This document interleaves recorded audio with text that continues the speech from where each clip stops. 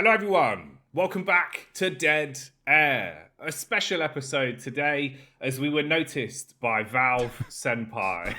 I was going to say, I was literally about to drop the SENPAI in there. Yeah, that was cool. It was really awesome. Jacky had no idea. No, I really didn't. I was sat in my underpants on that very sofa behind me, and Damp runs into the room, and she's like basically just going, Blanks text me. He keeps saying it's important. And I was like, what does that mean? What's happened? I was like, right, well, someone died.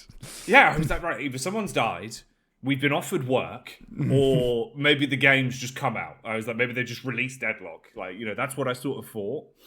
And then I've opened my phone, opened Discord, and I was like, oh, no, they've released a new patch. It must be a new patch. And I've like clicked it thinking, that's a bit weird. Like 3 patches in a couple days at a weird time as well. And let me pull it up. What was like the wording? Because I remember, here we go. A community member posted patch note summary video content to help people stay on top of changes. And as I'm reading that, I've read the word a community member posted patch notes. And I've looked at it and gone, hang on, that's me. That's you. That's me. Yeah. And it bloody well was. It was very cool. It was a very cool moment. I was desperately trying to get your attention. It was in the afternoon. I wasn't sure what was going on. But yeah, it's a really, really cool moment for us. Obviously, Jacky's been doing awesome work over on the patch notice. And it was really nice to see. But the big thing was that off the back of that, we had a lot of people watching the podcast. Like, we've got... so many views on the podcast so far. We're really, really happy that people actually watch the podcast too. And we're glad that you're probably back here right now for episode 2 on your screens. But yeah, we just want to let you know that even if you didn't drop a comment, we really appreciate you. And thanks for, basically going from one thing to the next. And yeah, thanks so much. No, genuinely, it's super, super sick. Like, I've been such a big fan of Valve games for so long. You know what I'm like. So seeing that was really quite it was a very heartwarming moment. It was super sick to see Yoshi get involved, push the content. Really unexpected. We even broke the forums for like an hour. That was crazy. I assume that's because obviously it was just like, it's loading like 7 video previews. So everyone's clicked it all at once.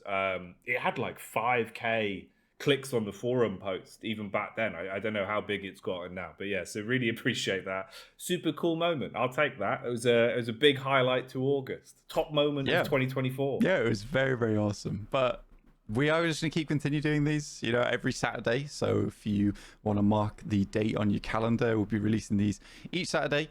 With a new discussion and or topic, hopefully patches galore in the future. Obviously, they're on a 2-week cycle now, so this is going to be our more just general chat about the game more than anything. Yeah, this is so basically the way we thought about it is obviously with the patch cycle being every 2 weeks, the episodes that aren't on patch weeks will kind of be Deadlock adjacent. So they are still Deadlock related and have some upcoming goofs. Yeah, it's not just us. Yeah, exactly. But, Deadlock, I'm doing like a hand motion. Deadlock here. Dead Air adjacent. Yeah, I'm going to pretend like I know what you're doing right now. Yeah. You'll see it in post. It'll make sense. One day we'll have the technology to film both characters. Oh damn! Okay. to film both POVs Saucy. and see each other. Yeah, not to feel each other. That'd be we could do that in real life. I'm really feeling what you're putting out right now.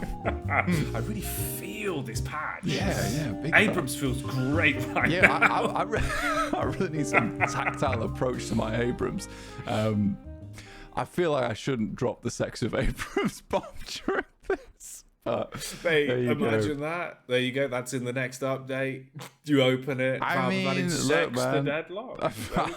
That was crazy. That was a big discussion about 2 weeks ago.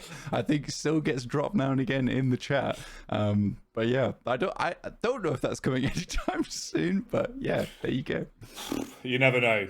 That'd be one hell of a patch notice, mate. Be a completely How would you even tackle that? That's the thing. You'd have to feel out.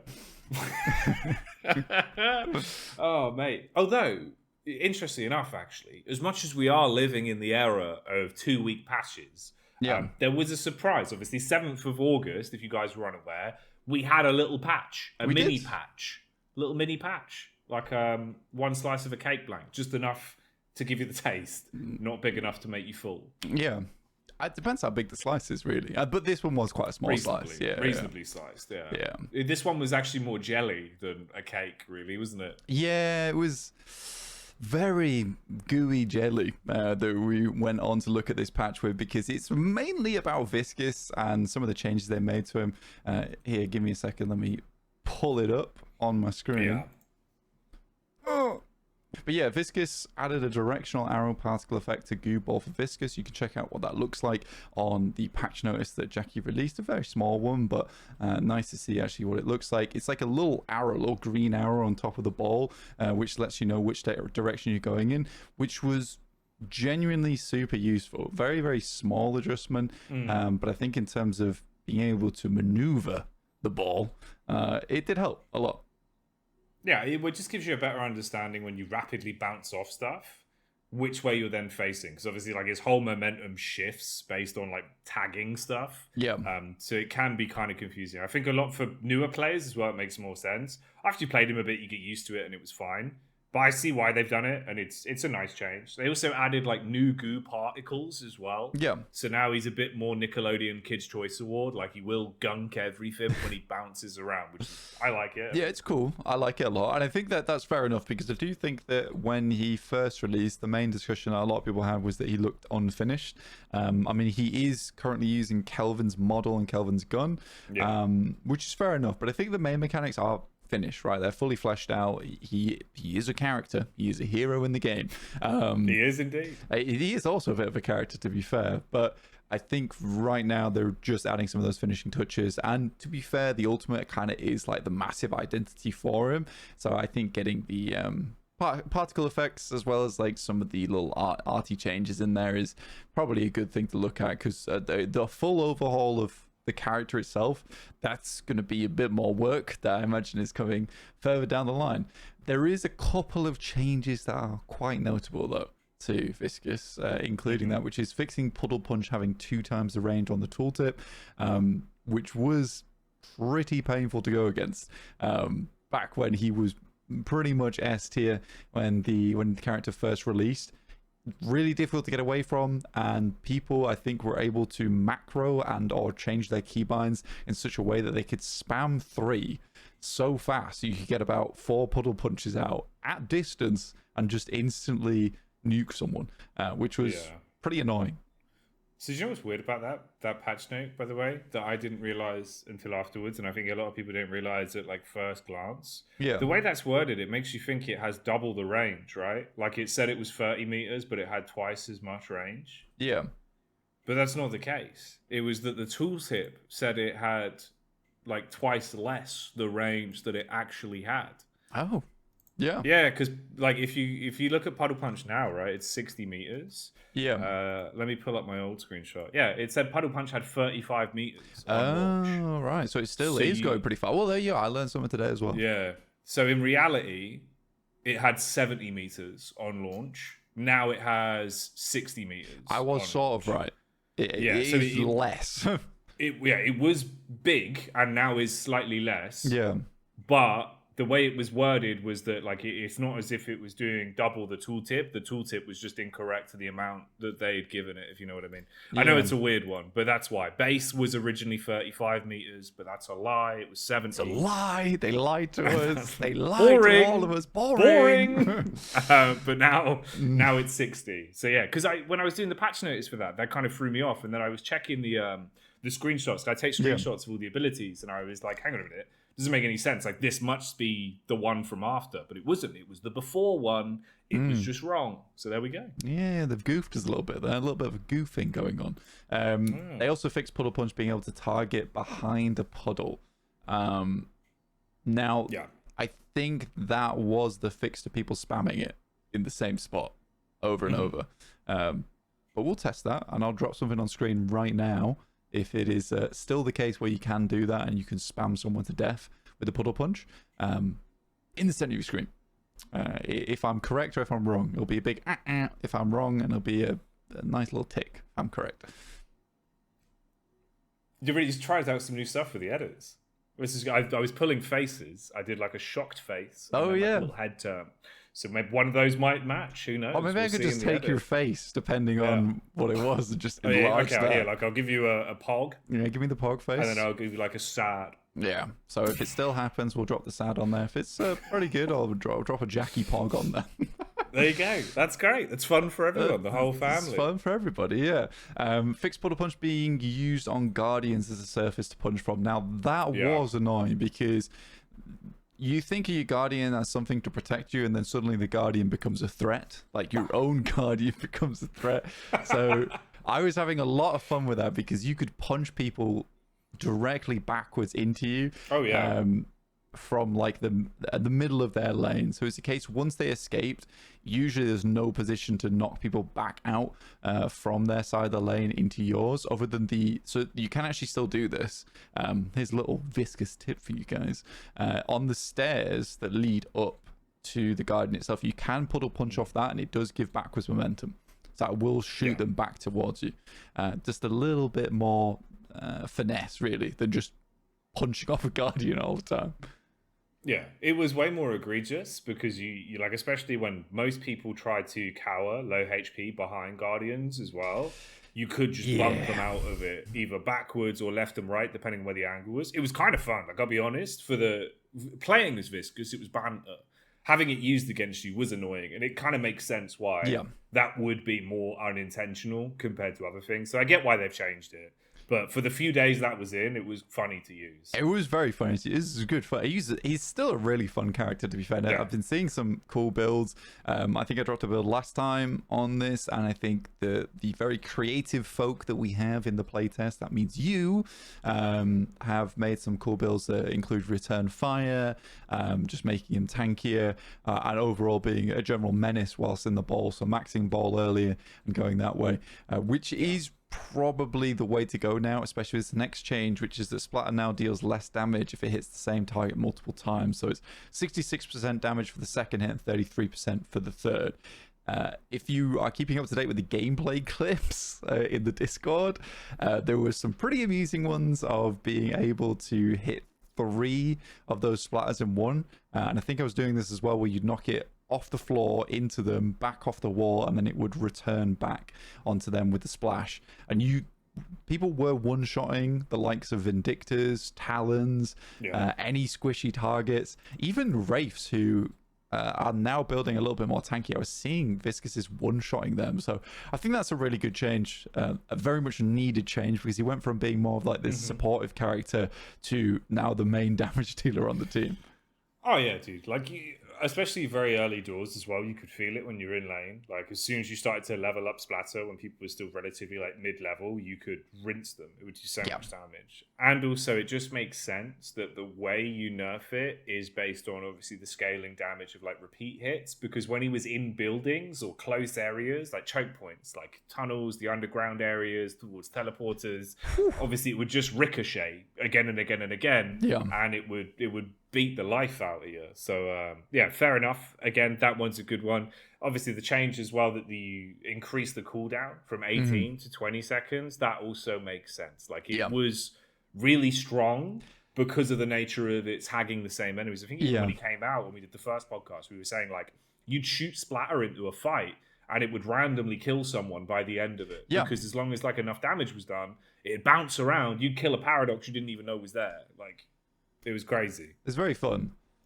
I think that the other big one is the splatter base damage from 120 to 110. No longer feels as oppressive in lane, with the increased cooldown as well, especially early lane. I think that a lot of this was targeted at early laning, because as well as the late game approach, so it's more early and late, because you do need those 5 points at the end to get the ricochet on the splatter. But early game, it was a case where you get hit by splatter and you would hear the burst noise, the big chunk every time you get like hit. The knock. And that would happen every time you got splattered, which realistically I don't hear that very often in my lanes unless I get hit by a big skill shot, like a Talon charge shot that comes through. But I can dodge that.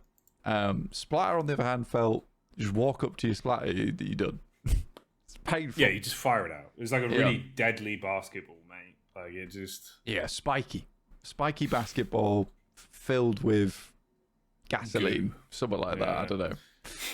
Gasoline and matches, Yeah, all covered in jelly. No, he's just throwing a match at you as the basketball hits. Yeah. But yeah, so those are the changes of Viscous, and I think that they were good changes. They have brought his overall power down a bit. Again, I think he's more in the middle terms now. I think if you're a good Viscous, you can play really well on him and he's very effective. I still play with some very good Viscuses who generally are just menaces in team fights, and that's what he's good at, and that's what he should be good at. He should be one-shotting everyone. No, yeah. So I don't think that was ever supposed to be his role in terms of like the way he was designed. He was a little bit overtuned. But I think, I'm pretty sure we even said the same thing when he came out. We were like, we'd rather have him be overtuned for like a week or two, and then people get genuine feedback on what they like, what's kind of broken, and Valve can approach it. So it was surprising even. I think it was only, the update came out on the 1st 3 of days. August. Yeah. And then we had the push following that a few days later, and it was like, wow, okay, this pretty quick turnaround, like all things considered. So yeah, fair play to Valve on that one. They kind of owned it. The only other thing that we didn't touch on as well that did get a couple of changes inside of that patch. Yeah, of course. One, the thing you were asking for, obviously, for players that didn't copy over their builds. Valve said they were going to bring that back as a command. It was in pretty quickly. So basically it just prints out all your builds. It gives them to you, you get them back. So if there's any legacy builds that you left over and now you've come back to the game and realized it's a whole new system and you're missing them, I believe the console command is just deadlock_get_old_builds. You put that in console, it'll give you a printout of everything and gives you all the data that was stored on your account pre-builds being reworked. So that's nice, dude. The fact they even didn't even really need to happen, but they did it anyway. Yeah, it's nice of them. I think it was funny as well because when I read the patch notes back, it was like, we're going to add a function to get all your old builds back in a later build. And I was like, it's going to be a while then before I get my stuff back. Just banged it out pretty quick. So yeah, thank you. Thank you, devs. I really appreciate that. I can get all my stuff back because I had a lot of builds on a lot of characters. You were experimenting a lot, so I think it hit you hard because you just didn't. You didn't screenshot them. I only screenshot everything. I know. So I had to I had to rebuild everything. Luckily, it's been a case where I've kind of got the grips with the new build system, and it's actually really good. And I've created a fair few guys for people now as well who starting to join the game. And the best part about it is I can add descriptions and stuff. So it's a case of I can explain why to buy things and when to buy things in the build. Just give that to friends, and then they go off and just work with that. So that's really 100%. Nice, and it's also good for just new players in general who want a quick start into the game. And a lot of builds in the past, and I've had some people say this before as well, where it's a case of the builds before was you would have every single item you would ever need for that character, and some would be situational, some would not. You'd have 6,300 items in there, and it's so tough figure out which one I'm meant to buy and why I'm meant to buy it. With this new categorizing thing, you can be like, this is situational, this is your core, this is stuff you want to buy in the mid game, this is stuff for laning. It's a really nice change, and I've grown to love the build system. It's sick. No, genuinely. I think it was even, when we were talking about it before, again, we were both saying, give it a couple weeks and suddenly we'll go from this feels a bit weird to this is vastly better. And we've already got to that point because it is nicer. Even visually, if you're just jumping on, you're playing characters you've not really played before, like a new hero to test it out, and you want a quick build, you choose the one that's most upvoted. If it sounds like it's what you want to play in terms of its description, it's all really nicely formatted usually. It's got links. People can link the Discord for the builds now. They can link what items you should pick up, what abilities you should invest points into for that build. It's cool. They've done a good job of overhauling it. So at this point as well, it feels like it's far easier for them to probably maintain the new version of builds. So it'll probably get even better with time. But that was a cool one. That was cool. I think my favorite build name currently is the Kelvin most upvoted one, which is 1,000 compared to some of the others underneath. It's 50 and 60, which is just anti-global warming guy, and that is all there is to it. It's a really good build that just fully focuses into the green and purple items, and it slaps. It really does slap. That's sick. There you go. That's a fun one for you, Kevin, mate. Get people caught home alone in your nice ice. Yeah, and I think the last thing to touch on from that patch, because like we said, like it was basically just a viscous balance patch with a couple of more minor gameplay changes. Yeah. This one was based on a lot of the feedback that even you kind of didn't vibe with it at first. Yeah. The changes to orbs. So basically for soul orbs, the way that they had updated them, so you had the very aggressive 1/3 chance to go left, very aggressive 1/3 chance to go right, and the kind of normal straight up in the air. Yeah. They tweaked it. Now, their wording was a bit less horizontal motion and more variance and details to its motion. There is like a before and after that I did. I did one in patch notes and one that I just posted in the Discord where I compared it with the Soul Orb spawner. You can see visually, like, there is a bit of a difference. It's slightly tamer, is how I would explain it. It doesn't swing as wide to the left or as wide to the right. Yeah. It's kind of a little bit more tight, and it almost feels like visually, I don't know, it's a little bit glowier, or it kind of makes sense in your brain. It's going this way. That's what I got from it anyway. So I think the major change for me was I was playing, so I was trying to learn a lot of Geist recently. I've been seeing some good players, and I was watching some higher games. You've been watching me play Geist, have you? Yeah, no, I've not been watching you play Geist. Goodness me. I need to send you my build, I'll tell you that now. This is slander. You've never seen anyone hit my one taps. You're good at aiming, I'll give you that, but rest needs a little work. Oh, he's savage. I'm so sorry.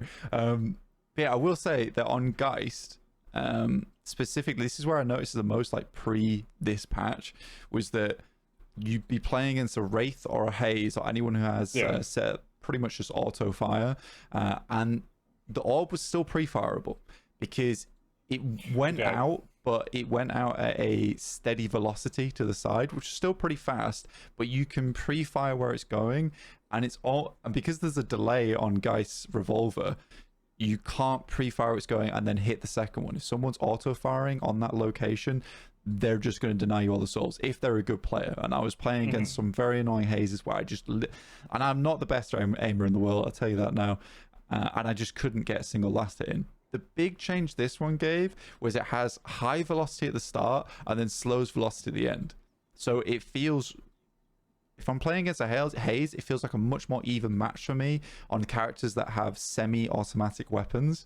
So I really like that change because I thought that would become a problem where it's literally in high MMR, or when we start seeing some more high-level matches, Geist just cannot play a solo lane versus someone who has auto rifles.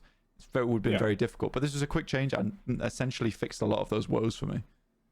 No, that's fair enough. Yeah, from that standpoint, I do completely get what you mean, and that makes sense. I get that a lot, where it is like, you know, versus a Wraith versus a Haze, you feel the difference if you are on Geist because of, like you say, it's just slower generally to hit the confirm. So yeah, it's not felt as bad. I kind of like the change in general. I appreciated the system when they updated it because it felt kind of more responsive in terms of having quite active.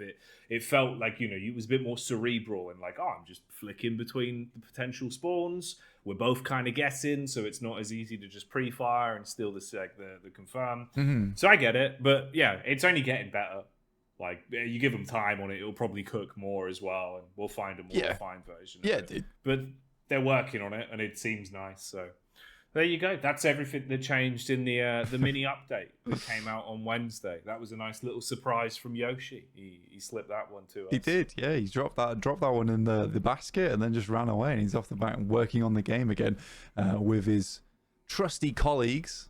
Of all who I'm assuming is working extremely hard, because we were having a discussion about this actually, which will continue in just a sec, because we do need to quickly, before we get too far into the video and some people click off, but we really, really would like for you guys at home to start sending in some clips, highlight clips, just some stuff for us to take a look at. We might pick out your best plays. We might even do a little bit of commentary over them. We never know.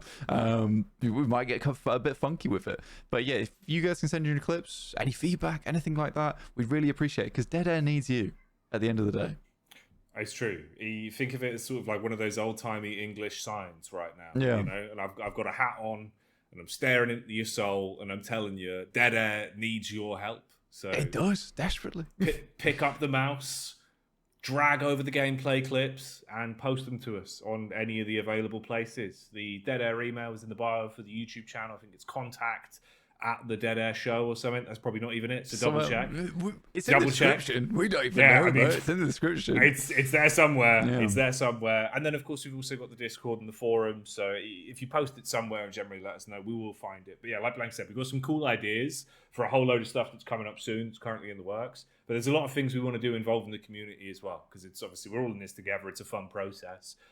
So if you've got any gameplay clips, send them in. There you go. That's the call to arms. Yeah, it's the Dead Air call to arms. Yeah, for you guys to get involved, because for you, specifically you, you know who you are, who you are, what characters you play. We want to see. They want to see it, because there's been some great plays been thrown out there, and just anything you might think is funny, we'll take it. We'll absolutely take it. Also, I mean, in that vein as well, actually, one of the things that I've been finding more interesting recently is finding weird things that seem very abstract. So, like, the church towards Purple Lane that you can go into. Yeah. There's all the rafters on the top. Now, if you Wraith card up there, you can just sit up there. And I've juked a few people recently when I was low HP because no one looks up, I've noticed. People don't really look up because it feels a bit unnatural, I suppose, for a lot of people at the minute. Yeah. But you can just hide up there and then peace out a little bit later on. Yeah. So if you've noticed anything weird like that as well, any oddities, let us know. We'll have a chat about it. We're curious for community feedback. One of my oddities that I figured out recently, well, I didn't figure it out. I watched a Viscous do it and it blew my mind.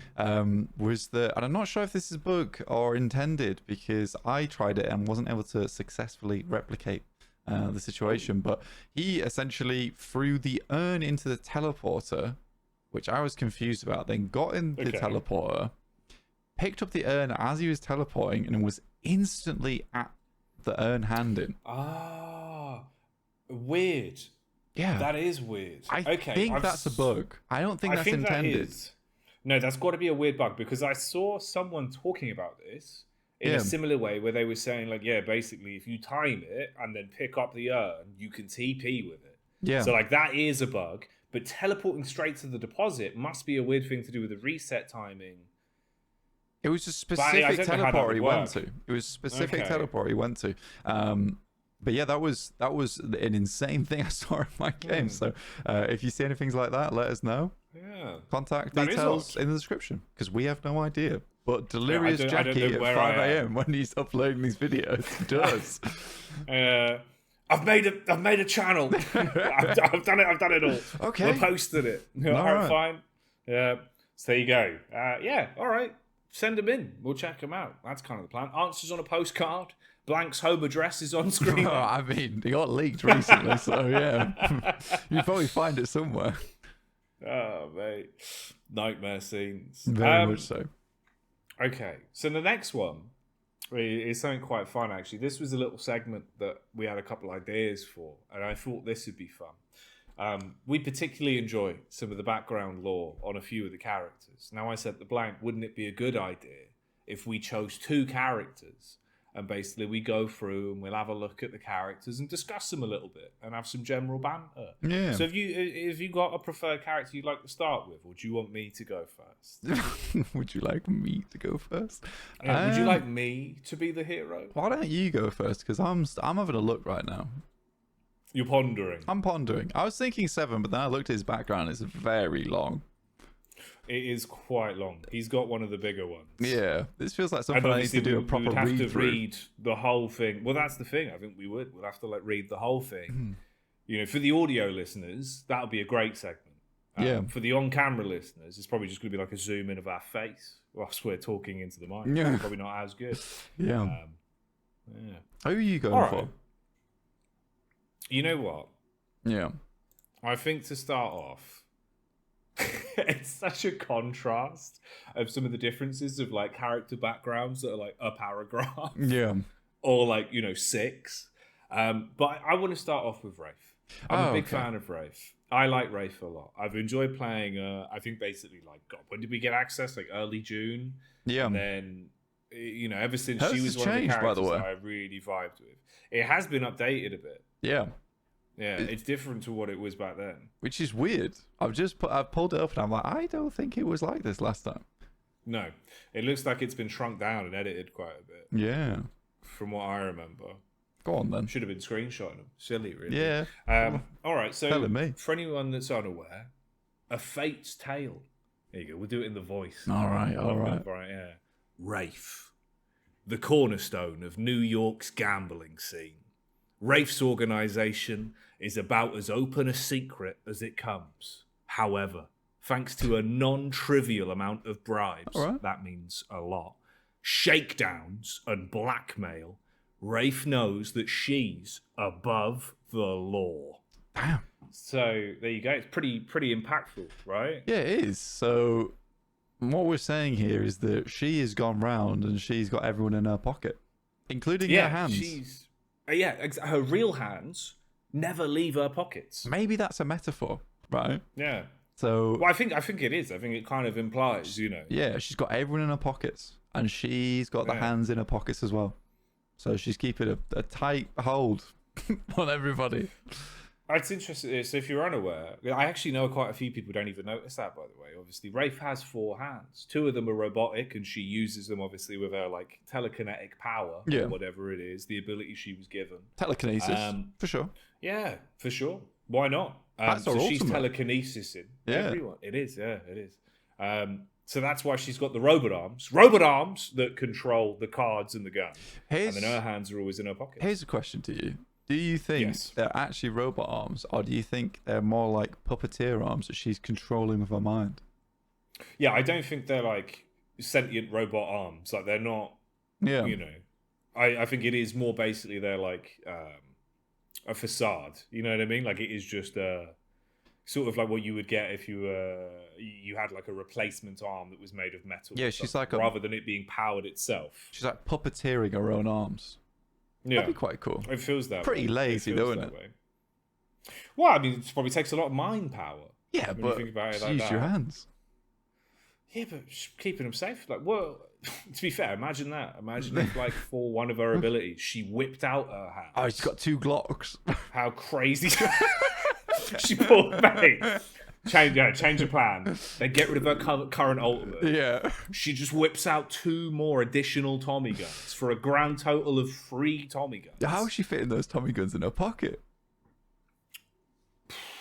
They're really, really thin, but long. Like paper thin Tommy guns. Yeah. Like drain pipes that cool. She keeps in her pants. She whips those out. That'd be sick. Yeah, but I genuinely she has think really Rafe thin fires. It's just the Tommy guns. That's where she's walking on. She's powering those with her mind. She's walking on really long Tommy guns, like stilts. Oh, mate. That would be good. Or it is like an Always Sunny in Philadelphia type situation. She's just so ashamed by the substantial size of her hands, She doesn't want anyone to see how small. That's why she's bribing everyone. She's got tiny hands. Don't tell anyone about my hands. Don't tell them about my tiny hands. Okay. Oh, dear me. Oh, damn, man. imagine developing telekinesis because you had small hands. To be fair, it'd probably make your life easier if you're struggling to get your hands on things. That's true. Use your mind, maybe that's why. She couldn't grab the cereal box. I can't hold that gun. It's bloody massive. Oh, I've Matilda'd it. Actually, there you go. That's the unreleased backstory about Rafe. She's Matilda. She got an early preview of the movie Matilda, which is about a child who learns telekinetic abilities due to the fact that she's really bored. If you've never seen it, that is kind of an oldie now, isn't it? Yeah, it is. Not old enough to exist in the timeline of Deadlock, but maybe she was sent like an advanced screening. Maybe it was pirated and sent to her.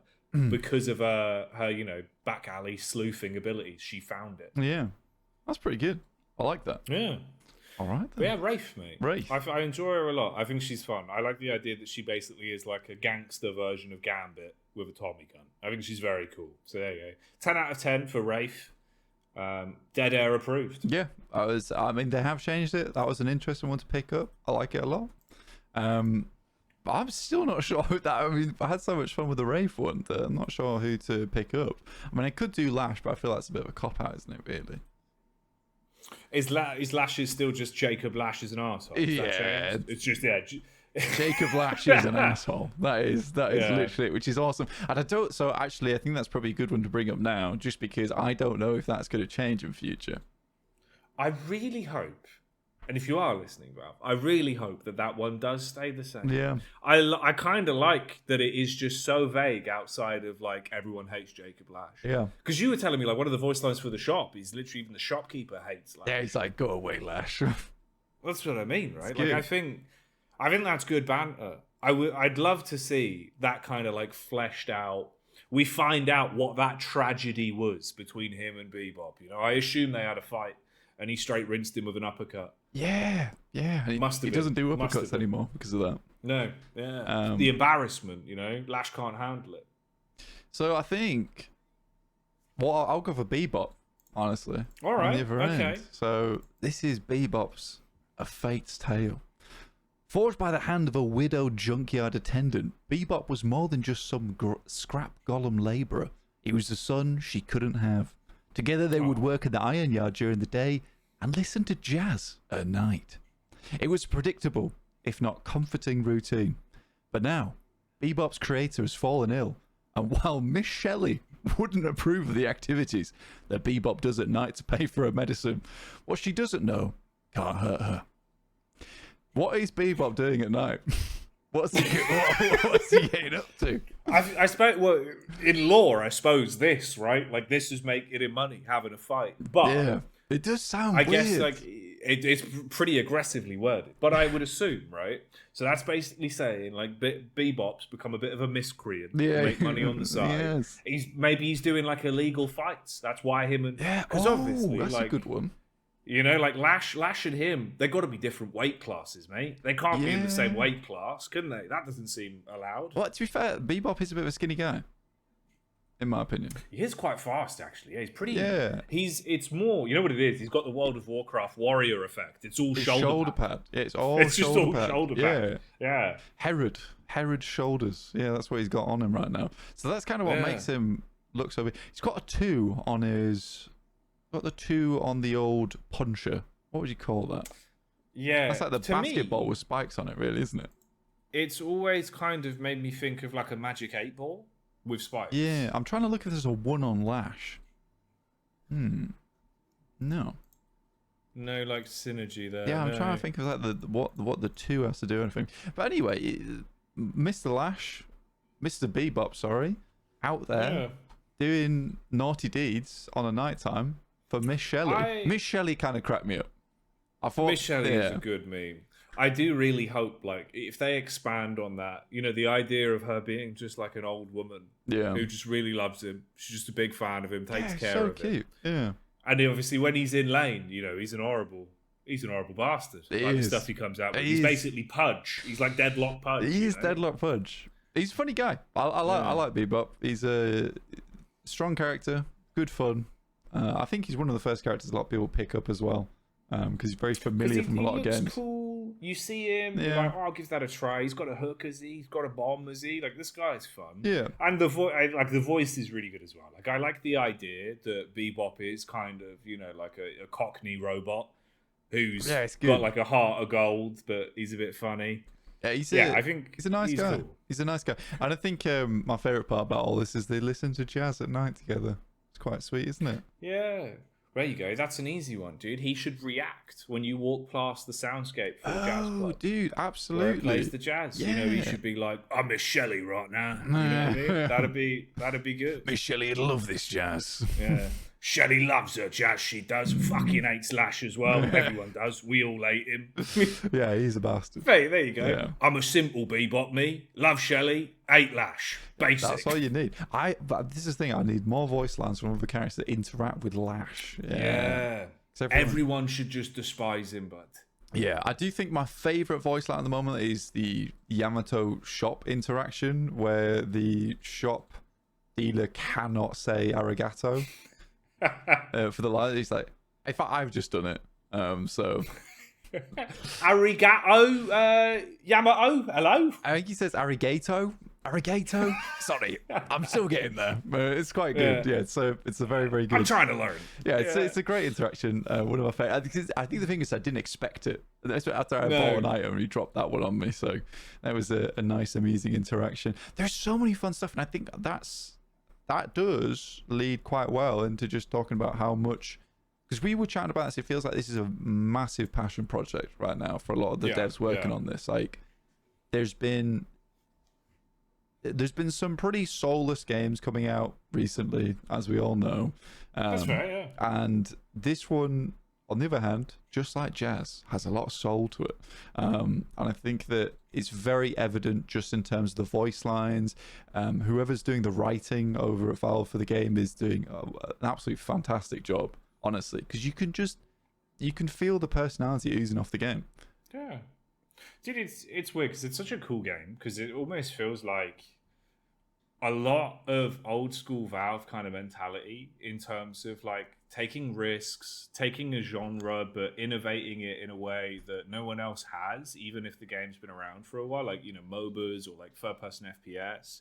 But then also like introducing different things from their whole catalog. Like Viscous is basically a walking tech demo of like the Portal splatter physics from Portal 2. Yeah. You've got all the fun like gameplay and advancement that I suppose, you know, you've taken from like Dota 2, Counter-Strike 2, when realizing, oh, we can do like this cool thing with smokes. We can do this cool thing with this. We could implement that in a different way in the new game. Yeah. And it's all blended together in what is basically like such a fun, short, repeatable cycle. But every time you play, you could play it vastly different. And depending on your personality or the heroes you pick, it plays different. And the lore is so nicely like already now, dude, where we're probably like the things that are so far out from being finished outside of gameplay now is probably more art and voice lines and fleshing out like the lore and detail, right? That's probably one of the last things you get round to. You'd fix the actual like core mechanics first. Yeah. But it's so interesting. At this level already, you look at it and you're like, well, this hero seems super cool. I like their backstory. Oh, they said a funny thing. It's got enough depth to it where I'm actually invested in the whole roster versus, like you say, some other games where it's just like, all right, that's my shooty guy. That's my defensive guy. You know, like it's got a lot of love. A lot of love. Yeah, I was going to say so. There's a lot of love that's gone into the game, and overall, the main thing is you can tell. You can really tell that there is a lot of love going onto the game so far, and the people working on it really like it a lot. I mean, we were having 1 week patch cycles. Oh, it really killed me. Goodness me. Yeah. Say that 10 times fast. I don't think I could. 1 week patch cycles. There we go. I've done it. It's fine. My brain just had to process it one time, and then that was good. But that was a lot of work, and those patch cycles were. Almost got me again, actually. Those patch cycles were a lot. There was a lot in them. Like, the amount of work they did in just those few weeks was incredible. Like, even just that last patch, we struggled to cover all of it in 2 hours. 2 hours. And we skipped over a lot. And across 2 different web shows as well. Yeah. Like Patch Notice, where I literally try to cover at least all the visual, the most important things. And then our show, where it's obviously like super in depth. But yeah, like you said, like that was 2 hours of everything, giving our thoughts and feedback, and it was long. And even then, we skipped a handful of little things that didn't have that much impact on gameplay. Yeah. But it's insane. Like, even I remember, you know, there's been a few times where Yoshi's been super public about it, where he's like, okay, by the way, guys, like, this week there probably won't be any hotfixes, there won't be any patches, because we're either going to be work from home or off for the weekend, or like what their schedule is. And it's like, we don't really need to know that stuff, you know? Like, that's pretty nice of them. That's your job, but it's super cool that you're willing to tell us what it is you're working on. Like, the open communication from Valve and the way that they've handled Deadlock, for me, feels like the biggest success Valve have had ever, in terms of having a flow that works for them, where they can make their game they want to make, but also ask the community and take the things they want to take on board, but not be swamped by it. Yeah. Like, you know what I mean? Like, they've actually given themselves a platform to communicate, but not feel overwhelmed. So it's really cool. Like, it feels like it's another step in like a new era of how Valve want to develop some games. So the Deadlock team are kind of killing it. Like, fair play to all of you. You've made a great game, and it's super cool to see how you're willing to show off certain things. And fair play to the entire community as well, right? Because, again, that means you by the screen. I see you. You. The big thing for you guys is that, and including us, I guess, is that everyone's giving feedback on the game, and in a really nice and positive way. And I think that it's very, very difficult to take the voices of so many and then integrate that into a good game. And a lot of times it doesn't work. It does not work, right? Where you have feedback coming from the community and it's not implemented well because you're listening to the wrong stuff. But it feels like Valve has a very good handle on what is good feedback versus what is not so great feedback. And even not so great feedback is good in a way, because then be like, obviously someone has a problem with this.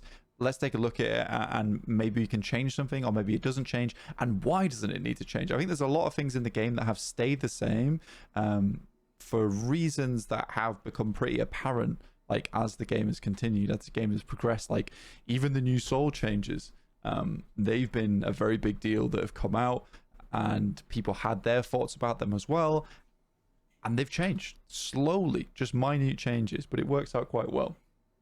No, exactly. They've got a good barometer in terms of like what community feedback makes sense and how to approach it. Like, it's nice. You can see like they never do things very rash. It's always pretty like data driven and kind of like after a little while where they can always roll it back or test something.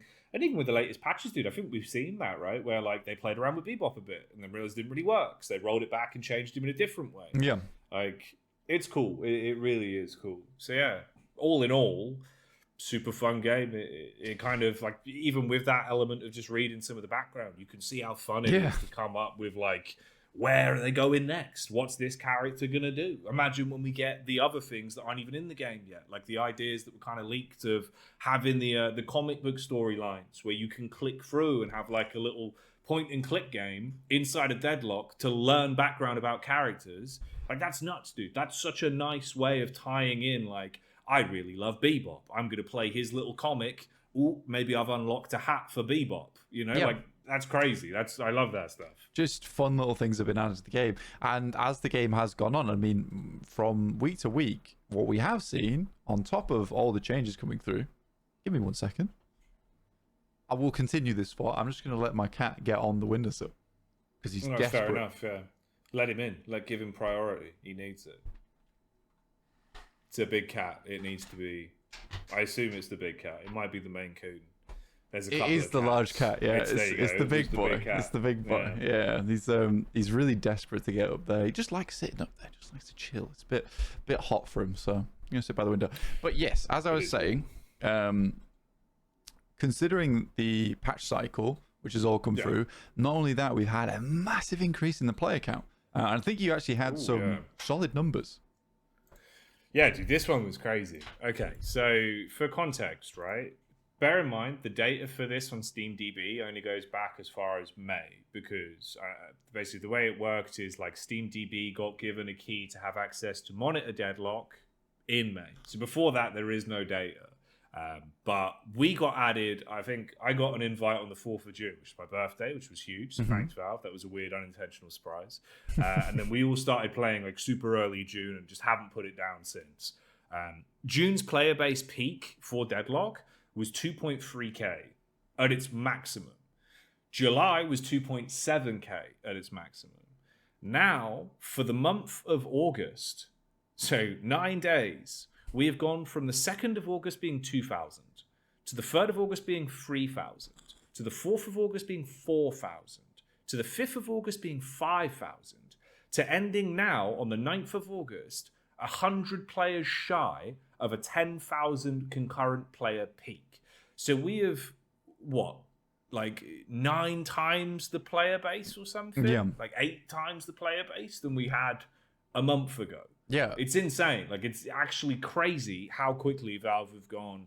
August, 8,000 new players. It was, and that's only peak as well. So obviously, like in comparison to the amount of new players that aren't even logged in at the same time because of all the new regions, we're probably hitting like 30, 40k players in the playtest now. Yeah, I think it's around about like 33,000 or something like that in the Discord at the moment, which is insane, by the way. But I think that the crazy thing for me is the speed at which they're ramping things up. in terms of play count. It does sort of work a bit like a pyramid scheme, honestly, where you start mass inviting people, because they had a little bit of a lull in terms of the invites coming through actually, and then it slowed down a little bit, and then we had the situation where I can't remember exactly, but I remember there was a player. I think there might have been a Discord where it literally was the pyramid scheme of you have to invite 3 people and then they have to invite 3 people, and it got out a little bit out of control. So a lot of those accounts were removed. This was early June. This was early June that got spotted and noticed, and obviously it was a bit weird. It was like probably not the way they wanted it handled. Yeah. So they shut that down. That got handled. Then they had the lull where they were being a bit more selective with the invitation process, because it used to be a case where you would invite someone, and if they were legitimate and in the scene and or needed an invite, or just a friend of yours really, it would take around about 2 days, 2 days or 1 day to get an invite sent across.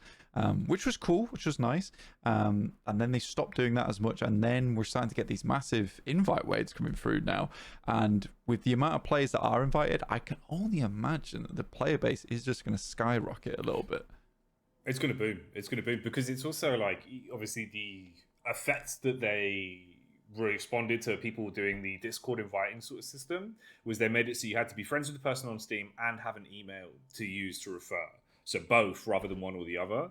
And then that only went away, like a couple of weeks ago at most. I think maybe it was the 1st of August patch. They removed that requirement and will now display to you, here's your friends that have Deadlock, here's your friends you've invited to Deadlock, and here's your friends that don't. Do you want to invite them? Yeah. And from where obviously it was quite a closed group, now I've noticed so many random people that I haven't spoken to in years, so many people that I've just played like Counter-Strike with or whatever, who suddenly have Deadlock and are logging in. Day after day after day, just new people popping up, and it's like, we really got to the point where like everyone's inviting everyone. So we're getting close to clearly like some sort of. I mean, at this point, Deadlock has been an open secret for a while, right? Like the game is weirdly marketing itself. If you know, in a kind of way. Like it's getting hype. Everyone's sort of excited. There's people that are clearly watching from the outside. There's people that are like, I really want an invite.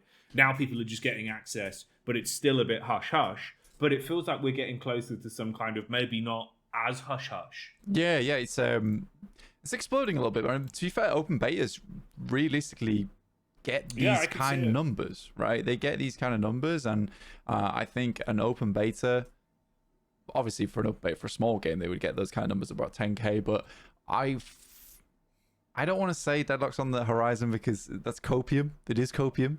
The game obviously still needs the full art pass. Still needs like a lot of balancing. Not a lot of balancing. I think they've actually done really well with the heroes now I think about it. But I think the mechanics and the gameplay itself is pretty much perfect. Yeah. It could just be tweaked as they add new things and played around with patch to patch for fun. Yeah. But it doesn't need that much. But yeah, it does feel close. It does feel close. It's closer than I thought, at least. Oh, dude, exactly. Because even when we were talking in June, I was basing my kind of thought process off of like the limited test for CS2 and how long I was playing that before it came out, and kind of like figuring it out. And like maybe we got like 6 months, maybe we got a while, maybe a year if they, because they've only just changed it from Neon Prime, like it's a whole new game. Yeah. But now it feels like actually it's getting to a point where with just how much blood, sweat, and tears they put into it every update, it's a lot. Rapidly gone from like concept to kind of nearly finished. Actually, we're just really fleshing it out and making it perfect. Yeah. And also, I suppose the other thing is, it doesn't even really matter when it comes out in terms of like an open beta or like a full launch or whatever it is. It's got no time limit on it. It's not as if anyone's breathing down Valve's neck saying like, you have to release this. It's up to them when they're happy and feel like it's done and in a good state. And it's super fun to play. So it's just kind of one of those where at this point we're just all along for the ride. So whatever happens, happens. Yeah. But I could see more of an open environment on the horizon. I could definitely see it, being a bit more open like it is now, but on a larger degree. Because at this point, if you know someone, you can probably get in, Yeah. More than likely. And I think that's a big discussion that's going on right now within our little tight-knit community, which is a case of people are saying that the game already feels released. And I would disagree with that statement, but I can understand where those people are coming from, in the sense that like it is fully playable it's not a case where I go into it and I'm like, there isn't a full game here, and there's so many different opportunities and different things that can happen within your match, and it's fun to play, and I generally feel like I came away with playing a good game, and which is why I'm literally around about 400 hours in the game now, like, because I've been playing it all the time. Because it's fun to come back to. It's not a game that I picked up for a weekend and was like, well, that was a fun playtest. I guess I'll wait for when the full game comes out. Like, it already feels there. And like you said, it's more about fleshing the game out. But Mate, it's one of those where I think it's like the first game since Counter-Strike that's had that kind of like hook where you do rack up like, 1,500,000 hours, but I'm still going to play way more. Like, I'm not, you know what I mean? You only want to come back for more because it feels like you didn't just scratch the surface. It's hard to put it down. Got, like, probably... maybe over all the iterations of CS, probably like 16,000 hours of those games played, but you still go back to it every day. Deadlock is the same, where like it doesn't feel like there's an expiration on it. It feels that you only get better and you get, you understand how to solve more of the puzzles you encounter each fight or each game. So you always want to play more, it's super good. There's a lot of intricacy to it. And speaking of intricacy, we're looking more at the high level now, because that's where a lot of that intricacy comes into play with where you're using actives, which character you're trying to shut down, which hero you're playing, what kind of comp you're going into. And that has slightly died off a little bit. There has been a lot more pub stomps going on, and I understand why, because we do have so many more new players coming into the game, and people are obviously concerned, and rightly so, in the sense that they're not seeing the same faces every day. And that they're playing with people that there have been some bad actors. I mean, obviously, the bad actors pop up on the Discord a lot where people are outing them. But again, you don't see a lot of the other people who are generally earnestly trying to play because people aren't reporting them and they aren't complaining about them. However, there has been like talk thrown out about a rank system, Jacky. Now, I'm a little bit on the fence about it.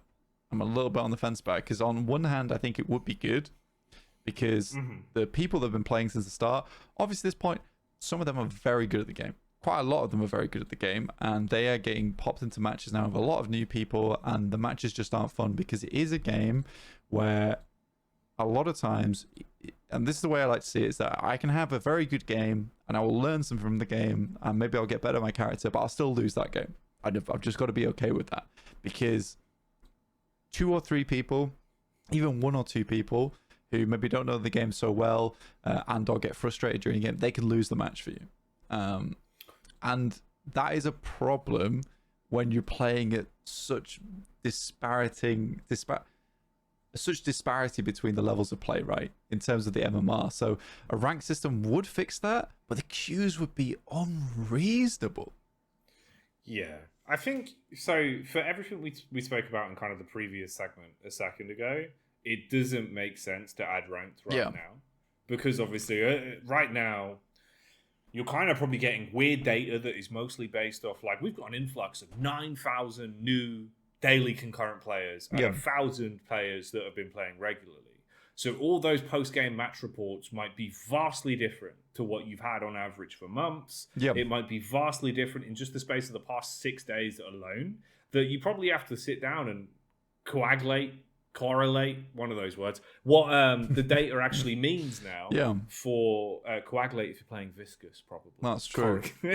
Probably coagulation for Geist, for sure. Yeah, well, there you go. Yeah, especially with that weird arm. That's right.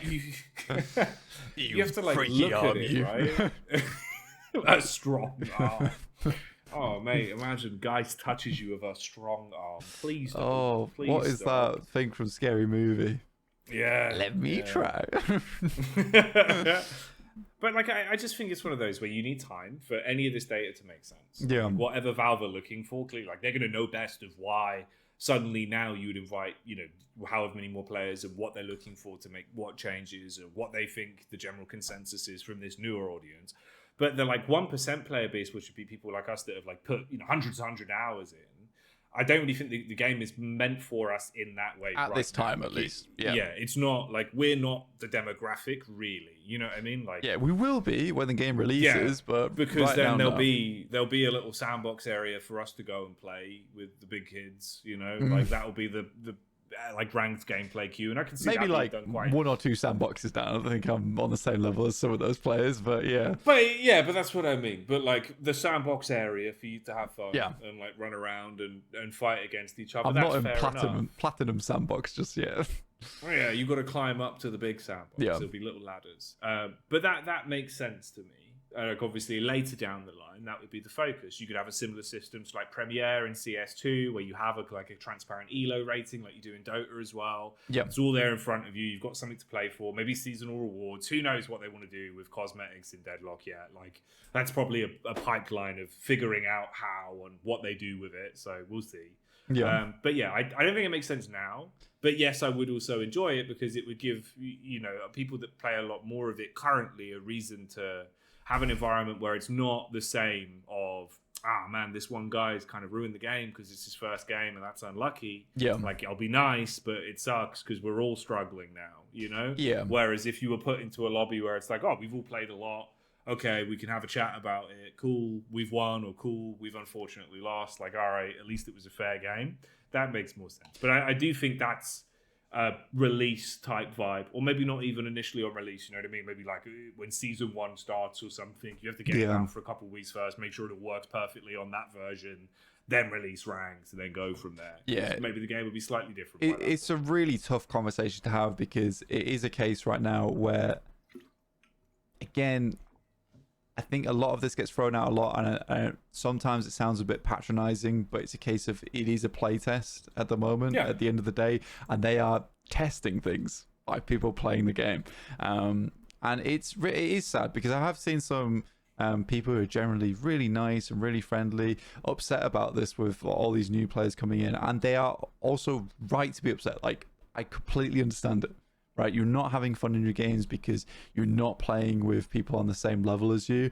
But I think you can also be a little bit more rest assured in the sense that with the speed at which this is taking off, it's likely not going to be a massive amount of time before the game comes out. I would also, to that degree as well, I'd say it is one of those where, like, at this point, remember, like, as much as there is hidden MMR and there's, like, a lot of stuff that people have been grinding for, and, like, it kind of sucks to lose, like, I get it. At this point, I think it's one of those where you got to kind of accept right now it's not as important. Like, don't let it bother you as much, because obviously when the game comes out, you'll have an environment where you actually can show like genuine skill in terms of elo rating, and you can rinse everyone. You can pub stomp them. Yeah, you can go nuts, and you'll have that backed up forever. Whereas right now, like, use this time as basically an environment to flesh out all the mechanics maybe you're not as good on. Play other heroes, play other things, build new items, and develop your overall skill set at the game. Because that's the edge that you have, is time. Like, other people aren't in, or only just are getting in. Yeah, it's a good point. Whereas you, into the first year of the game, could master every single character in the roster, or, every ability in terms of understanding perfectly how all your skill shots work. You could be way further ahead in other ways. Like, you think about it more like that rather than I've lost the game. And it's a learning experience for you during the match. Again, I think I'm going to remain on the fence about it because it is a difficult one to figure out and talk about. But yeah, I'm all for more players being in the playtest.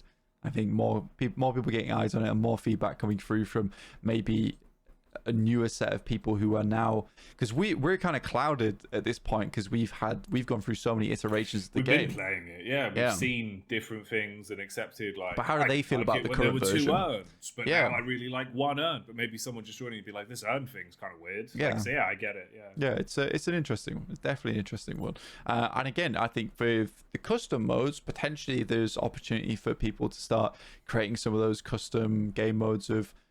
These are lobbies where you can join up if you've been playing the game for a while and you want just more of a match against like some good players, stuff like that. You can certainly go out and make your own custom games because there's a lot of cool stuff you can do with custom modes, which Valve could even add to the game eventually. Bro, I genuinely wouldn't be surprised. Like, Deadlock to me feels like a game that's taken a lot of the ideas that Dota has kind of excelled with, a lot of the gameplay sort of shooting style from Counter-Strike in terms of how just good it feels to run around and shoot stuff. Then you factor in like sort of the theme and style of like Underlords and mash it all together and it's like a weird fruit salad, and it tastes really good. And you're like, I want more of this fruit salad. But the other thing that they can do is with Dota, how you have like the community modded game modes. like that stuff spawned like an entire genre of games, right? Like auto chess, Dota auto chess went on to be like Underlords, and then also the League of Legends one that everyone plays. Tufter. So yeah, Tufter. So like you've got, you know what I mean, like a whole different element of those games. I'd love that stuff if it came to Deadlock, but because it'd give you even other reasons to maybe say you have friends that aren't as good as you in terms of like a ranked skill ceiling. Yeah. But you want to play Deadlock with them. So you go and play like a little community tower defense mode where you could like shoot against waves, because they did that in Dota as well, where they had like community events. And I remember my most fun I ever had in Dota came in two forms, because I wasn't that good at Dota itself. I didn't really, I've never been good at like top-down clicky MOBAs. I've always been an FPS kind of guy, so it was very different skill sets. But I have hundreds and hundreds of hours just playing the fun limited time community game modes, where what they would do is add basically there's 5-6 lanes, and you'd have waves of oncoming like enemies that you would have to kill together. You get gold bags from them.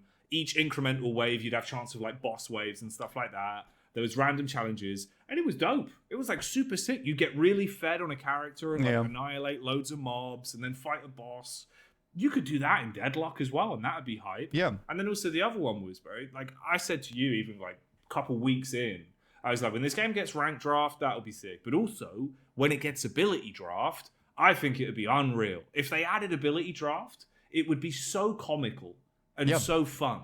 Because that's the point of it in Dota, is basically like, you could build a really sick character that is grotesquely OP, because obviously you've got all the best passives and one like kill ability that really tie in together and synergize really well.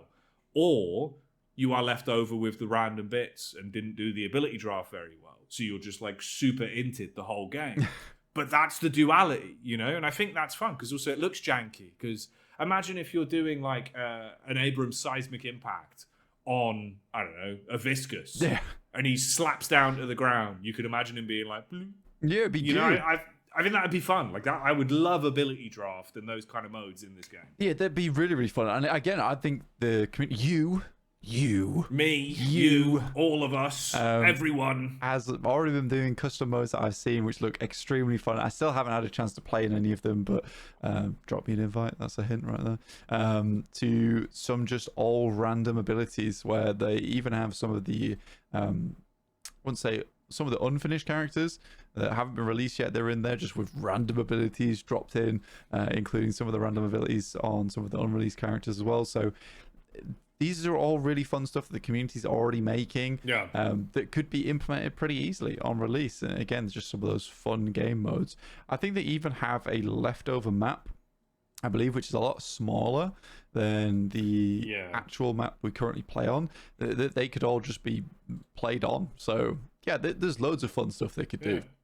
There's the thing is, technically that map, it is a lot smaller. I think it's called like 1v1 test or something. Yeah. But it's also not. If you no clip through the wall, it's like an entire beta build of one of the maps. I don't know when it was left over from, if it was a Neon Prime thing, because it has really old assets. Like it's got the Neon Prime shop, it's got Neon Prime banners. But I thought it was just that one strip, and then I no clipped out whilst I was like checking it out. And it's a whole map, dude. It's like a massive 6-lane, everything's there, kind of weirdly broken up. But it's all there. Yeah, it's crazy. Pretty awesome. Pretty awesome stuff. And again, this is just all really fun stuff that can be done with the game. And again, people have got some great ideas going already. So I think Valve's got plenty to work with at this point so far. But yeah. For a caveat to that as well, as much as we say it would be easy, I don't know how easy it actually is. Not easy, but I mean like easy ideas. No, I get what you mean. Like the community idea is already there, so you know people would like it. But I don't know how many man hours that is in terms of actually coding that. Yeah. But if there was like a pipeline for a workshop kind of vibe, I know this is like probably a year down the line outside of when the game comes out. But I think having that sort of community like element, where you can just come up with your own community mods. They could be in-house, kind of like Dota's little like fun side game modes are, or like the Counter-Strike workshop. This game would be perfect for it, dude. Like it would actually be so cool to see how far they could take that and what you could come up with. And like, it even feels like one of those, honestly, where you could have like little single player bits, you know what I mean? Of like backstory for the characters, exploring different areas. I think there's a lot of stuff where, as they have the game and it's out and they can play around with it for years, the level of depth and cool, unique things they could do, where they're clearly not afraid to like experiment. The game could have so much to it. It could be one of those where it just is, it's like revolutionary in the way you could do storytelling with the style of game they've made and how they're willing to like, we'll just implement this and maybe do this just as do well. that. Yeah, I think that's the best thing about it. It's just literally a case of we'll just do it, which has been a very refreshing thing to see. Again, not been in too many playtests, so this is maybe just a one-time experience for me. But yeah, it's crazy, and I love how they're currently detailing the game, Jacky. No, absolutely, but I think it looks visually very pretty every update. You can see what they're like cooking up, how it's coming along. It's just kind of mad, I think, in some way, how this has all happened so quickly. I know. It's so you know fast. what I mean? It was like, I'd always heard rumors about like, oh, this Neon Prime game. Like, yeah, maybe they were making like a Half-Life kind of asymmetrical game called Citadel. And it's all this like back alley rumors. You're never really sure what's going on. And then one day, I get the email that just says Deadlock team, and you're like, "Oh, what's happened here?" I'm there. Like I was at an event. Ironically, I remember the first time I tried it out was in a hotel room at an event on a Steam Deck, and I just went through all the characters one by one on the Steam Deck, sat in my room before the call time to go cast, because I was like, "I've just got Deadlock. Like, what do you mean we can't delay the show?" I gave you that. I gave that Steam Deck. That's yeah, I know. Brought me back. The fate of it all, mate. The fate of the Steam Deck coming back into play. It's crazy. Yeah. So and then obviously I get you in, and me and you just clicked with it. Like I think the second me and you started playing it together, especially where we both had someone to be like, "Yo, what do you think of this character? What do you think of this build? Yeah, like, how do you we like work this about item? that? Yeah. Yeah, like, hey, dude, this sucks. How do I stop this from beating me?" And we're like, "What about this item? Mid-boss Oh, is that bait. works." Yeah, like the realization of the game. I think that was so funny. It's kind of crazy because obviously that's what me and Blank were doing. We were basically just having these kind of chats, like from day one of us both playing it. Well, we realized like we obsess over this game in the same way. Before obviously anyone else even really knew it existed, because you weren't allowed to talk about it. You know, you didn't have that many friends that had access. So we're kind of just like chatting, just geeking out. Yeah. And then when we were like, oh, should we post these somewhere? Like, should we put them for other people to listen to? And it's just kind of like this is how this happened, which is it's nuts, man. It's nuts how this all came about so quickly, and then for Valve to like notice it and push it as well is crazy. Like the timeline of us just being like, new Valve game is sick. Yeah. And then Valve go, this content is sick. It was like, wow, it was very what cool. A weird like crossover episode this has been. It's just like, I think coming back to that initial point we started the podcast with, because we had some people who were following the patch notice or following the podcast who were just so nice about it as well. Like, just really, really kind, just saying they really enjoy this type of content. We want to see more of it. And we were like, really? Sure. Like we'll do more stuff like this. And we had really good response. And that was even before like they dropped the announcement for the patch notice and all the things that we've done together in there, and the stuff that you've been putting out, Jacky, which is all really high quality. But it was just nice, because I think more than anything, even before Valve even kind of gave us a bit of a shout out, we already had like some very awesome people from the community like giving us feedback and saying this is good, keep going. And we appreciate you guys, because I think even on our, what's it called? We had David Pro Cinema, maybe something like that. I'm probably butchering your name right now, but he was really, really helpful and really nice to us at the start. Lamorite even was really, really useful in terms of like saying that you should keep doing this. Ivy Gaming, by the way, always been there, but also dropped a comment on our, what was it? The one we did on the road together, Patch Notes on the Road. It's like, really enjoyed this. This type of long form content's really cool. And we're like, oh, really? Well, we'll do more of it then, I guess. I think the Ivy Gaming was one of those where like we saw that and we were like, oh, people actually enjoyed. Because obviously, remember guys as well, right? Like we were at an event, we're casting, we were finishing at like 9 p.m. or something. So we get back to the hotel, and then basically we had one iPhone that had like 8% battery, and then my iPhone that I had propped up on like an iron and some water bottles. Yeah. So that it had like some form It was of your camera fanny frame. pack as well was on there. Yeah. So my fanny pack that I keep like all my travel documents in, because you've got to be like switched on at an airport, quick. That was a leaving for tripod. crowds. That was holding up the camera, and we just sat there and spoke. And that was crazy. Everyone was really receptive of it. Like people really liked it. Yeah, especially like Ivy Gaming basically saying like, "Oh, this is really good." When we were like, "Fuck, bud, I've just gone to upload it. It's nearly an hour." I was like, "Oh, no one's gonna give a shit." It was too late. But actually, it worked out quite well. And now we're doing 2 hours. We've gone up. We have gone up. We've gone up. We thought we'd go down. We went up, mate. But we thought we'd come back. We'd do this patch notice thing. We do the what would we call it? We call it in-depth patch breakdown, basically. We were like, we'll do like a patch notice in-depth, and we'll keep it a little bit more calm, like 30 minutes. 2 hours later. We were talking about. We were like, we'll come up with some points, and then instead, obviously, which is the classic, me and Blank just ramble, have weird anecdotes, and do voices for 2 hours. Which just kind of happened, and then it was like, actually, maybe Dead Air is just better. Like maybe it can just be a podcast, and we'll waffle. So there you go. This is your new. This is your you. This is your. You know who you are. You know.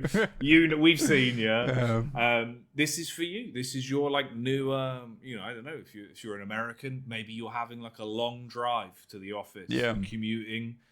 You can have this on and be like those two Brits, aren't they? Those idiots. Yeah. Or if you're at the gym, if you're a gym goer, you can have us on whilst you're doing your deadlifts, and occasionally we'll just go, "Oh, that was a nice rep." No, but I think you could do one more. Oh yeah, we could bring those one more rep. It could be somewhat inspirational at points. We'll just drop them in there. You won't know when they're coming, but they'll happen. I mean, that actually would be a banger segment. Imagine like 15 minutes into the podcast, it just has like, "This is the gym segment," and we're like, "Keep going, 2 more reps, guys. Keep it up." It looks like maybe you could bump that weight up. Come on. I'll buy one of those like tight Pilates outfits as well. The leotard. I'll drop a leotard on. Oh, mate. Just start doing your stretches in front of the camera. Yeah, man. You walk it through. I think that's very much not Deadlock related. But... Wait, like I said, it's Deadlock adjacent. Yes. Deadlock adjacent, because imagine we could be like, "Oh, you want to look like Abrams? You want to be Deadlock Abrams? Deadlift in the gym then, shouldn't you? You want to look like Ivy's Ultimate, then stone form those abs." Yeah. See? That's right. Yeah, good. This works. Good. This works. And we can do this. I could get like a green and purple leotard, so it's like a Deadlock adjacent leotard. That's good. Yeah, I like that. What do you think? Yeah, that is very Deadlock adjacent. Okay. I'm thinking about it. That'll be my first Deadlock cosplay. What are you? I'm the Soul Orbs. I'm Soul Orbs, mate. Yeah. I could be like that guy that's in one of the back rooms on the far right side of the map, and he's just doing Pilates. Actually, that would be banter, by the way. Imagine if we just did, like, for special episodes. Halloween's coming up, bud. We could do a Halloween special, and we could dress up as a character, but it has to be for, like, under €10. Ooh.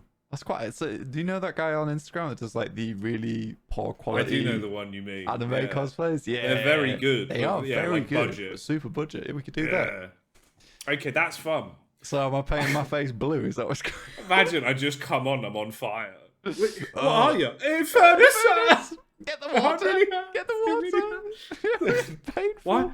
Why is Jacky bald now? Did an Infernus cosplay. Infernus cosplay. Burnt off my eyebrows, didn't I? What else would be a good one? I could just come in and I just like put myself in concrete. I'm Ivy. Mate, I might do that. I might just hold a jelly in front of the camera for the entire 2 hours. Just your hand just in a green jelly. Occasionally punch it. It's me. Viscous. Why are you punching it? No, it's puddle punch, isn't it? Okay. What are you... just punch the jelly. You know what I mean? That'd be banter. I think you'd have to be careful. You might destroy the jelly. It might go everywhere. No, you punch it only lightly. Only light punch on the jelly. You know so what? That it wobbles but doesn't break. I think we've derailed enough at this point. And I think we have actually gone on for probably an hour and 45, something like that. I think at this point in time. I think it's been like an hour and 20, so it could be like an hour and 20 minutes. Hour and 20 minutes. Okay. All right. I'll tell you what we'll do. All I'll right. tell you what we'll do. We'll do a quick all segment right? there. I've got something prepared. Oh, do you? I've had this up my proverbial sleeve. I thought you were going to say something else then. It's up quite a short I've sleeve. still got my Jacob Lash is an asshole. Yeah, still got that ready to go. Okay, so here's a fun little segment. We'll do this and then we'll wrap up the show. It's a bit of a shorter one today. Yeah. But okay, so here's a segment that I came up with that I like to call Desert Island Items. Now, if you're unfamiliar, Blank, or you, the viewer at home, you specifically, you know who you are. The idea of desert island items comes from desert island discs, in which basically you'd be asked, like, oh, what would be your free musical disc, Blank, that you'd take to a desert island that you'd listen to forever? However, the way this works, you can't only have Busted, it has to be different. It's different albums, isn't it? All right, fair enough. They only had two, though. You can have the greatest hits of Busted. Appreciate it. One of them's both albums in one, so you can just leave that one on and keep the others. All right, sweet. That's perfect. Right. But effectively, the concept is as follows, Blank. You're going to tell me which free items. You can open Deadlock for this. You can pull it up. I don't need it. All right, that's fair enough. Yeah, I don't need it. I will need, actually. Could you pass me a D20 from the fridge? I know that sounds mental. What are you talking about? Why is it in the fridge? I know that sounds... So basically... Keeping it cool. We have like a fridge that I was given by a company. Okay. It's like a mini fridge and it's branded. Other companies are available. So, so it's not just in there with the milk. No. But I keep all the D20s in there and like random little esports bits. That is a weird thing to say. Camera. Yeah. Yeah, you've got to have them on hand. Wait. Not even just get me the D20 out of the fridge, but I keep all the D20s in the fridge. Well, yeah. Well, there's other dice alongside the D20s. Okay. It's not just D20s. All right. There's a D6 or perhaps like... You got a D4? Yeah, I do. Actually, no, it's a D8. I don't know. D8, I think it's the little triangle one. That's a D4. Well, I don't think it is, but it's got 8 sides. Oh, you said triangle. D4 would be a 4-sided dice. D4's like a triangle. It's like a pyramid. Have you ever seen a regular dice? It's got 4 sides. Yeah, but I would swear the D4's definitely like a. Wait, hang on. I've been D4 dice. 1, 2, 3, 4. Oh, it's got 6 sides. Shit. Look. I'm sending this to you right now. Yeah. Okay, hang on. All right. Yeah. Okay. All right. Look. Turns out you were right, mate. I was being gaslit. I was like, what's going on? I've played Dungeons and Dragons before. Dab's just looking at me from across the kitchen, really sad. She was like shaking her head at me violently, and I didn't understand why. She's like, don't do it. Yeah, okay, well, look, problem is... I make mistakes. No, I have aphantasia. All right, bring this one out again, are we? I don't have any visual memory, all right? I can't... If it's not in front of me, it doesn't exist. It's a real thing. You can look it up. It's called aphantasia. Okay. So there you go. I know you know, but you, the viewer at home, now understand. You know who you are. Why I didn't know what dice was. Yeah.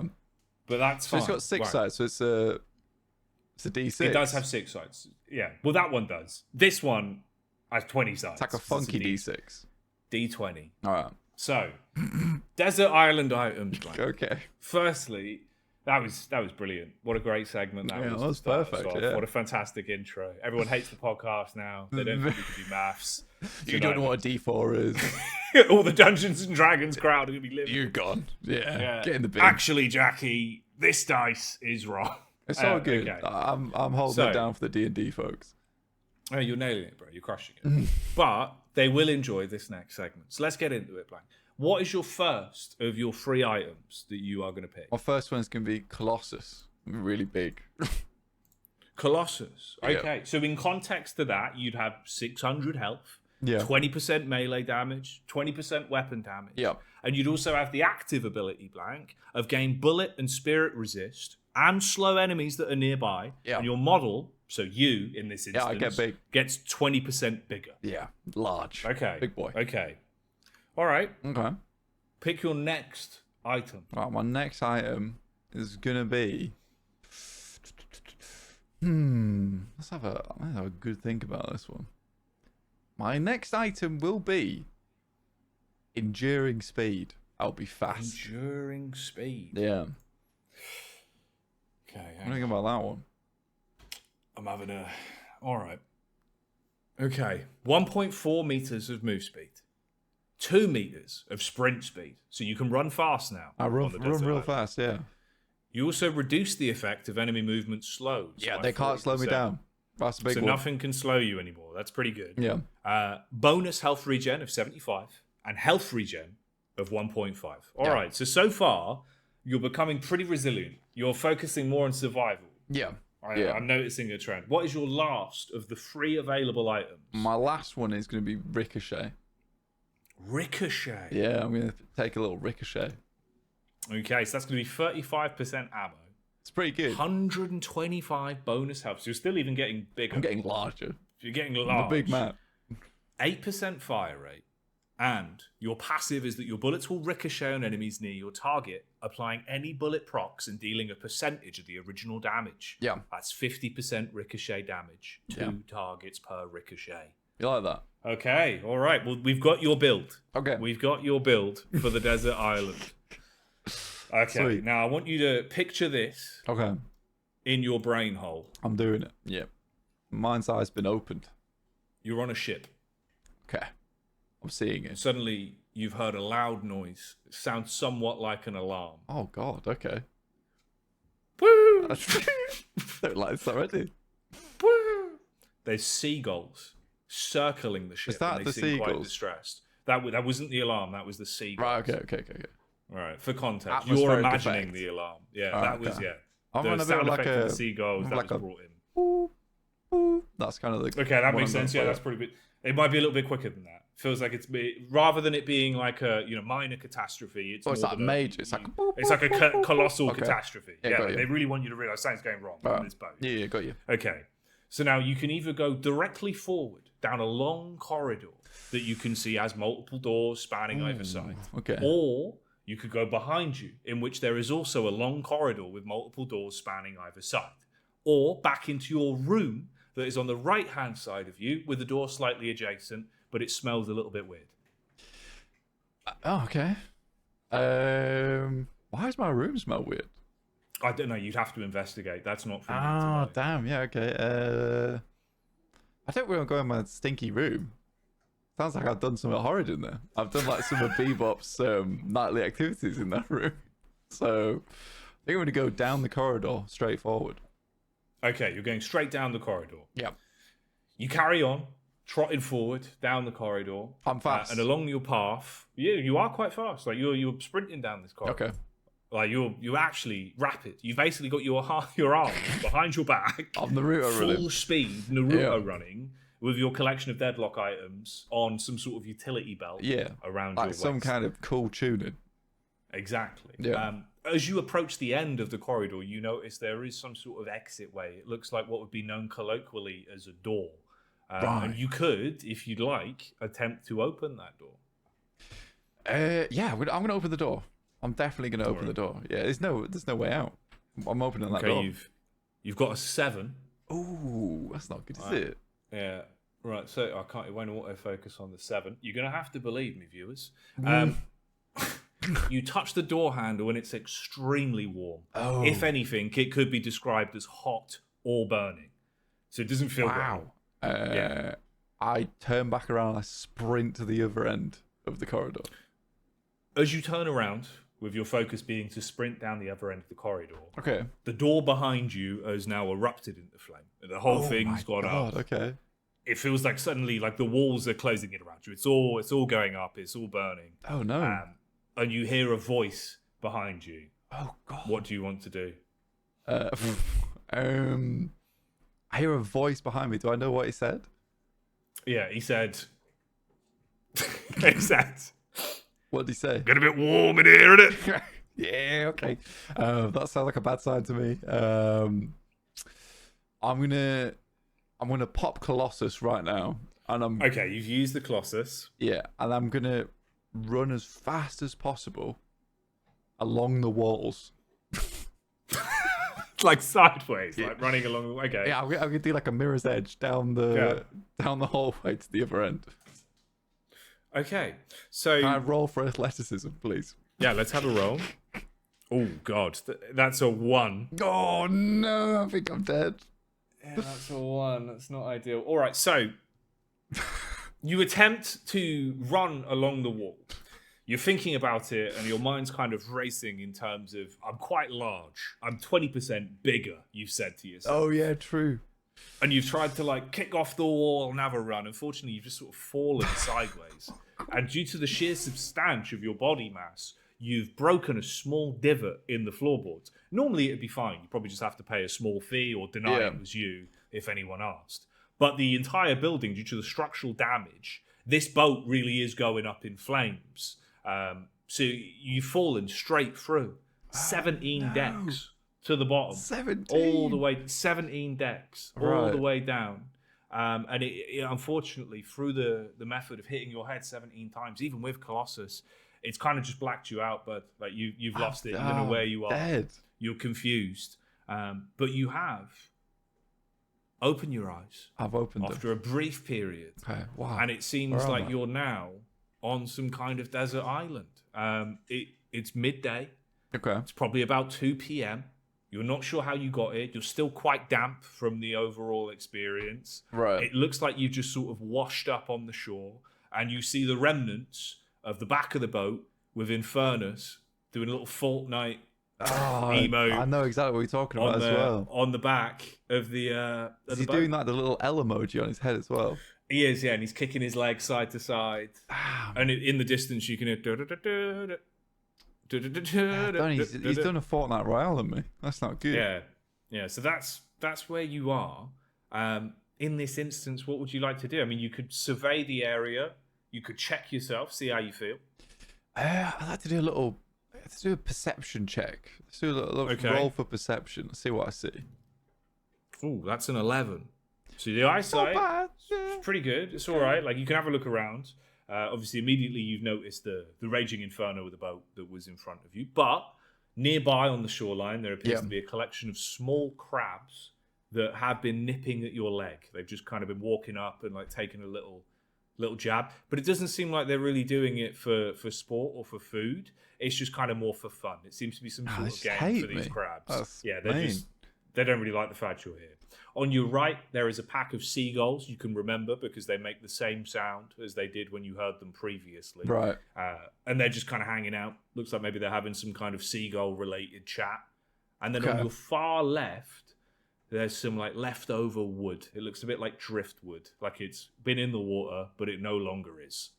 Right, okay. So, first thing, I sprint. You're just going to sprint, okay. I sprint across to the wood. I understand the dark's coming soon, so I need to get wood pretty soon. That seems to be like that's a big thing. Right. That's a big thing to say. So I grab the wood. I make a small pile out of the wood in the middle of the island. How big's the island? It's reasonably sized. If I had to describe it in terms of Minecraft blocks, it would be about 34 wide, 34 along the other way. All right. Okay. So,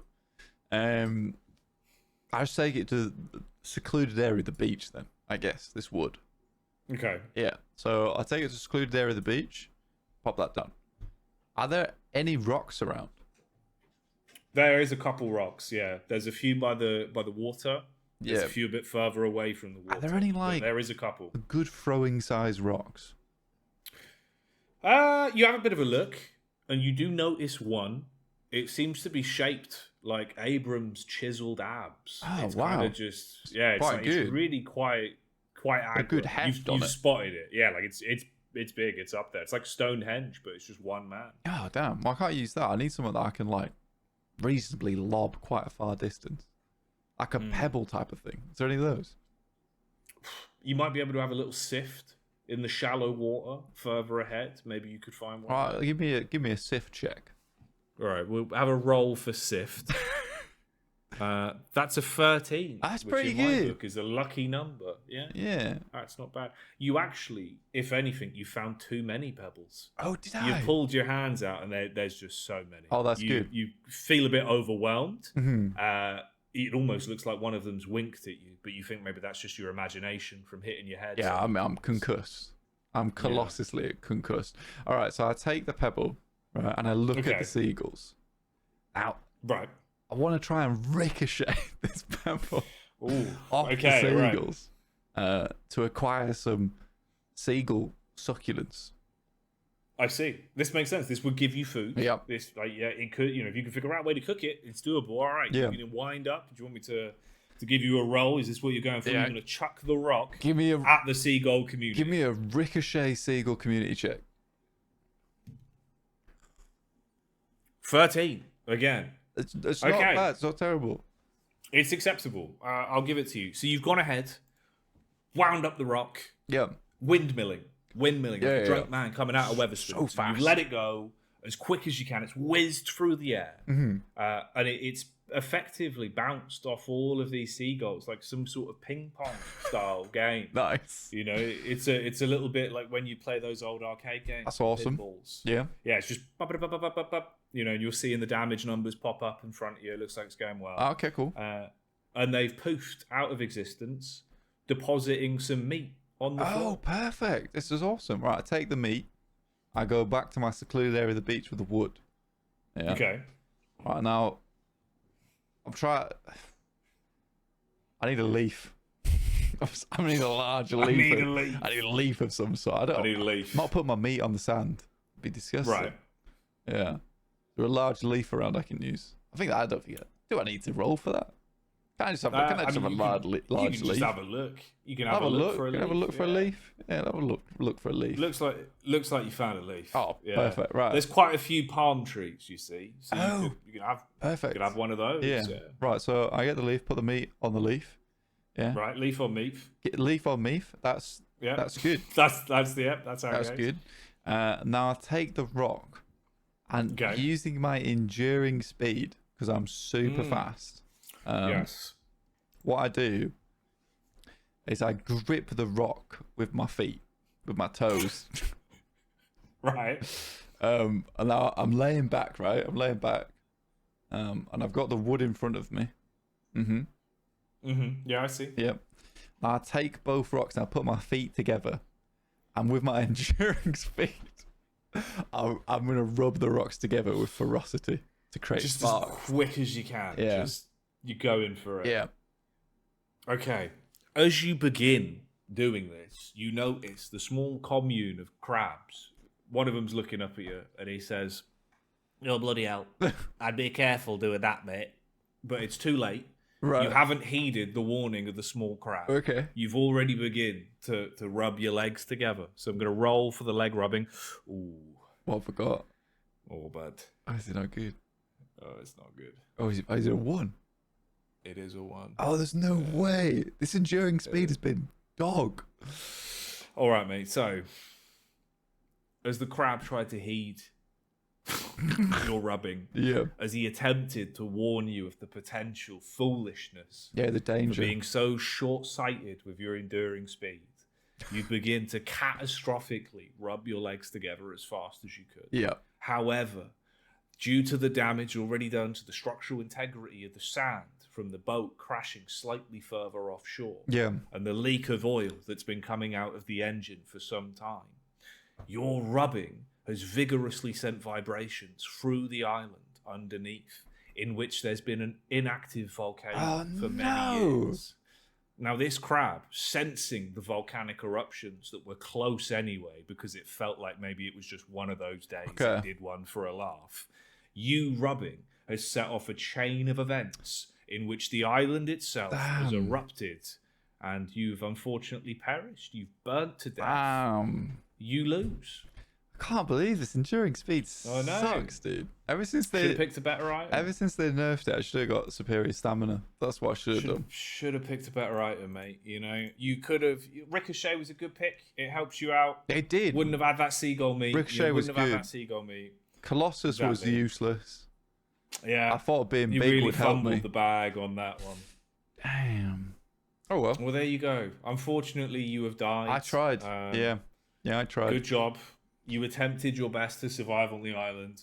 Okay. Maybe next week. You know what we should do next week? Yeah. You should create a new scenario for the island, and you should pick my items. Oh, tell your items too. Yeah. See how you do. Yeah. Yeah, we could do something. We'll do like a random check, and potentially if we get a guest on. you can also But influence again, what do items Desert they Island have. items. Yeah, exactly. That'd be funny. Yeah.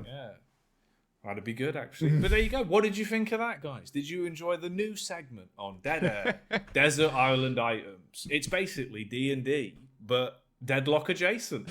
Much like everything in this episode. Maybe we'll get a jingle for it. We never know. Yeah.